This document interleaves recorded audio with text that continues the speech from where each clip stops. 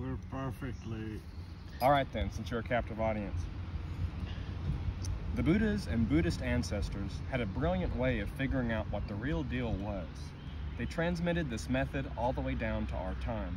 This method is the samadhi, or concentration of receiving and using the self. The truth is everywhere all around us, but if we don't practice, it doesn't show itself and we can't experience it. When we let go of reality, our hands are filled with it.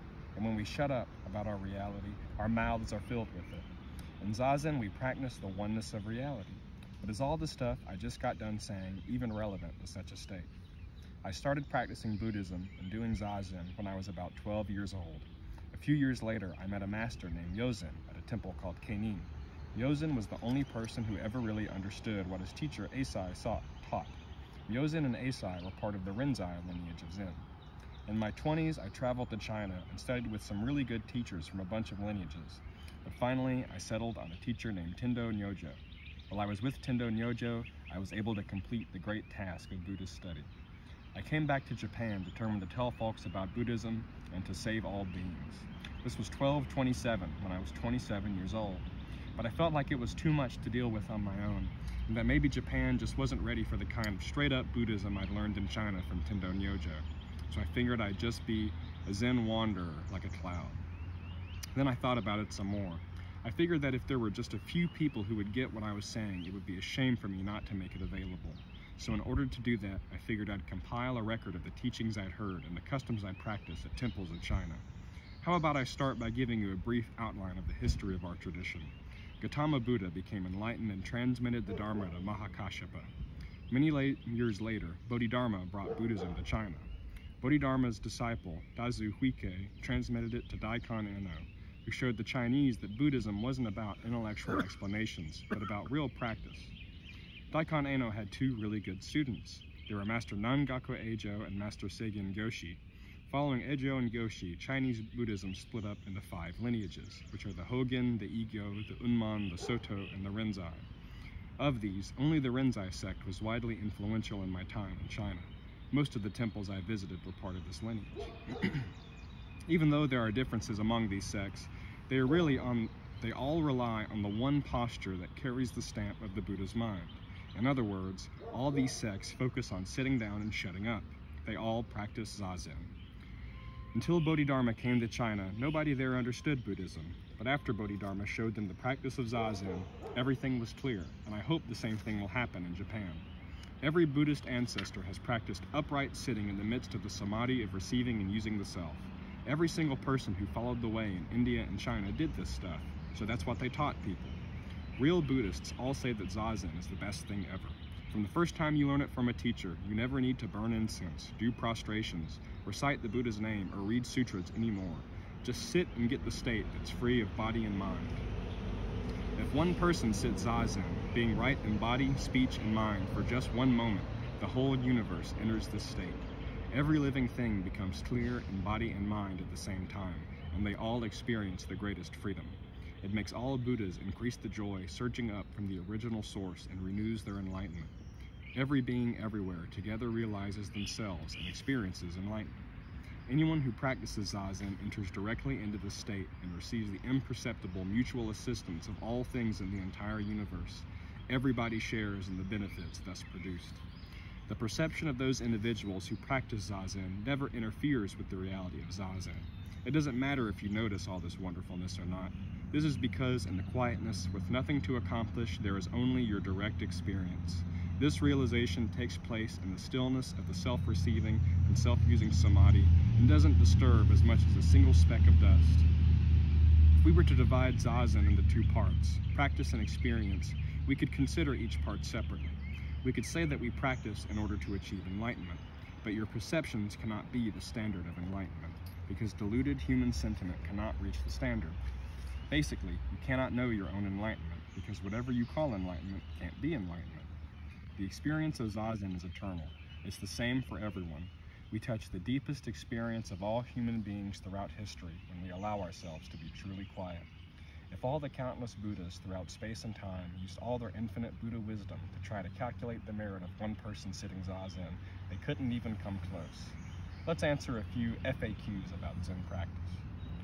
I've told you all about how great Zazen is, but maybe some doofus might ask, there are lots of ways to get into Buddhism. How come you're only talking about Zazen? I say it is because Zazen is the authentic way to Buddhist practice. How come you say it's the only authentic way?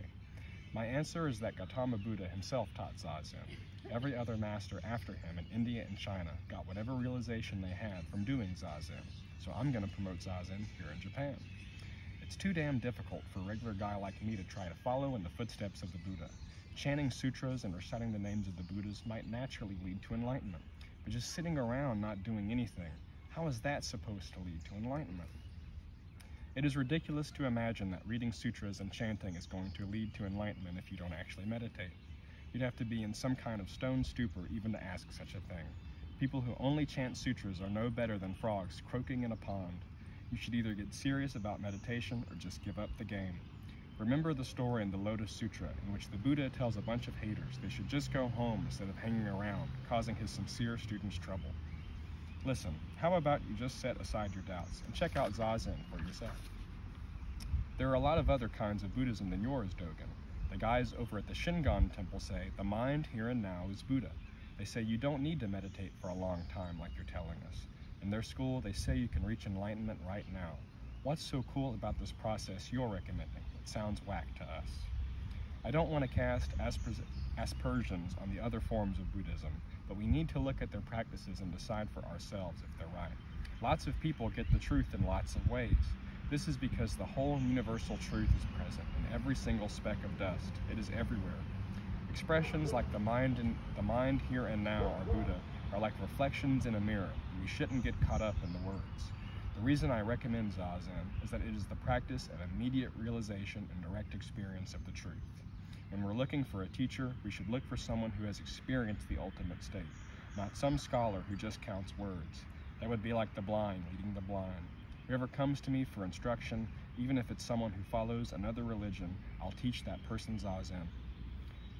It's true that a core Buddhist teaching is that from the beginning we have never been without the supreme truth, but we get all caught up in the random secretions of our own brains and end up missing what's right in front of our faces.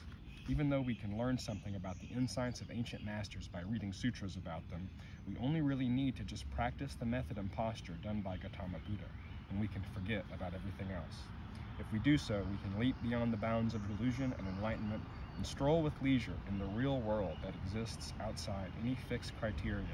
There's no comparison between someone who has their own real experience and someone who just reads about the experience of others. There are loads of other Buddhist practices, Dogen. Zazen is just one of them. How come you say all of Buddha's teachings are contained in this one practice? You're only asking this because people have named the true essential teachings of Buddhism the Zen sect. This term was never used in ancient India. It was invented by us Chinese. This is because some people who encountered Bodhidharma and his followers thought he was a kind of Hindu who practiced a thing called Zazen. Then they dropped the Za part and started calling them the Zen sect. Za means to sit, and Zen is the Japanese pronunciation of the Chinese word Chan, which is their pronunciation of the Sanskrit word jhana, meaning meditation. But what the Buddha actually taught was Zazen. This was transmitted to us by his authentic successors. Zazen is the complete path and the whole truth of Buddhism. You can walk, you can stand, you can sit, and you can lie down. Isn't all that Buddhist practice too? Why are you so hung up on just sitting? Buddhists of the past have encountered the state of experience in lots of ways, but we should remember that Zazen is something all of them have done, even if they have done other practices too. So we can conclude that sitting is the most reliable, stable, and enjoyable method. Maybe some newbie can get something out of doing Zazen, but what about someone who already has lots of experience? What are they going to get out of it? First off, only non-Buddhists make a distinction between practice and experience. Because there is no such distinction, a newbie's Zazen is exactly the same as that done by a person who's practiced for many years. This is why the ancient masters said not to expect any experience outside of practice. Experience is endless and beginningless. I saw with my own eyes Zazen halls in China that could seat hundreds or even thousands of people. These days, China is the world's most advanced civilization, and Japan is a little backwater nation nobody much cares about. When I asked my teacher, Tendo Nyojo, what the most important Buddhist principle was, he said that it was the idea that practice and experience are one and the same. That is, you don't do Zazen in order to achieve some result like enlightenment in the future. Zazen itself, he says, is enlightenment. Master Nangaku Eijo said, I do not deny that there is practice and experience, but they can never be divided. Even after we've attained the truth, we still ought to keep practicing. So-called enlightenment experiences are not the finishing line.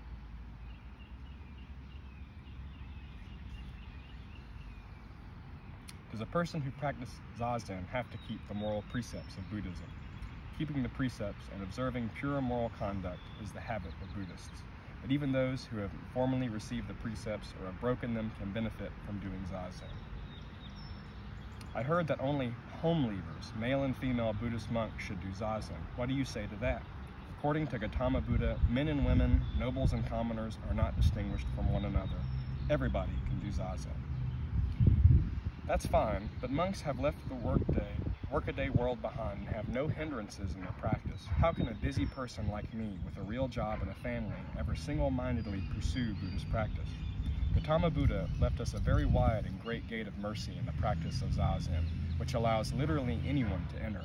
For example, there were several Chinese politicians who, in spite of their long hours they had to work, nonetheless also devoted a portion of each day to Zazen practice. In China, people of military clans and civilian families still find time to practice Zazen. The gods in heaven protect any country where people practice Zazen and grant them a peaceful society with a stable form of government. When the Buddha was alive, even criminals and those who held mistaken views practiced with him and attained the truth.